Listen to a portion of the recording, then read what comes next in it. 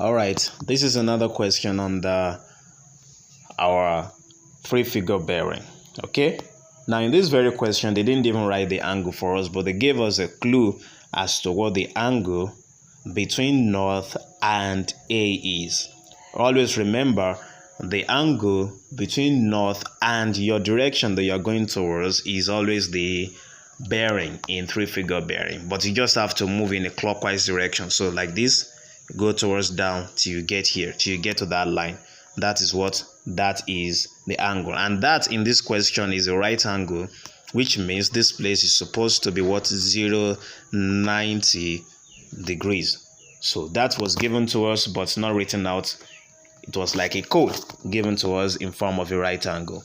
So now we know the angle between north and A.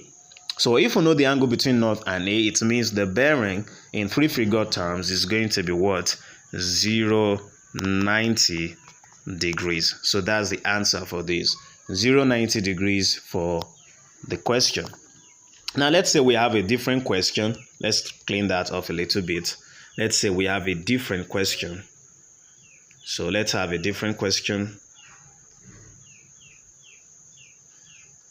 Let's have a different question. So in this case, of course, we always have our north. Then we have something going in this direction. So we have an angle here. Again, clockwise angle, and always starting from where? Always starting from north. So let's say this angle is what? 120 degrees, three figure, of course. And then we have A here. So we want to know what is the bearing of A from B. You're starting from B. You want to know the bearing of A. Because this 120 degrees is the angle starting from north till you get to A. It means that what? It means it is what? It is the bearing. 120 degrees is the bearing. It is the angle from north till you get to A in a clockwise direction. So, which means the bearing for this is going to be what? 120 degrees. It's looking very easy. All right. Now, what do we do if it is slightly different from this? If for whatever reason, this very same question is twisted in a different way, given to us in a different way. So instead of giving us the 120 degrees directly, let's say the question remains the same, but they did not give us the 120 degrees. So what they just gave us is different. So let me clean this B off from here. So instead, they gave us something different. So we still know this place is B, of course. So let's just write our B in the place, a safe place here. That's B. The entire place is B. Okay, this is A. Now, instead of giving us the angle between north and this A in a clockwise direction, so they decided to give us the angle from an anti-clockwise direction. So from what? From an anti-clockwise direction. So they are giving us an angle over in this place. So a different angle on the other side is what we are getting. So what do you think we are going to be able to do if we want to solve this? We are given an angle from the other direction in an anti-clockwise direction. Remember, the rules of three figure bearing requires you to measure the angle in a clockwise direction, but this has been given to you in an anti-clockwise direction. It is very similar to the type of question we had under acute angle bearing, where the angle is not given to us in a direct way. You have to do a little bit of calculation to get it. That's the same thing we will be having here. So in this case, the angle given to us here is 240 degrees. So they gave us an angle here, 240 degrees. I don't know why my 240 degrees is looking very funny. Okay, 240 degrees. But we know that that cannot be the bearing.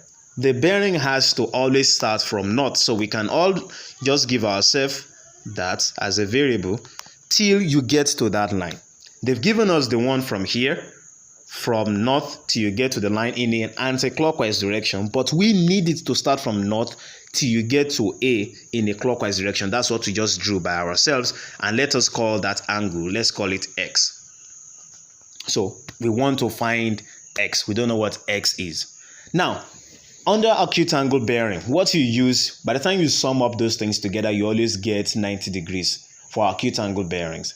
But in this case, since it looks very much like angle at a point. Remember, angle at a point, okay, we start from here, it comes this way, okay, and there's still angle going in this other direction. So it's almost like a circle. And remember, the sum of angles in a circle and sum of angles at a point, they're basically the same thing. It is 360 degrees. So we have already known 240 degrees, that is the angle on this side.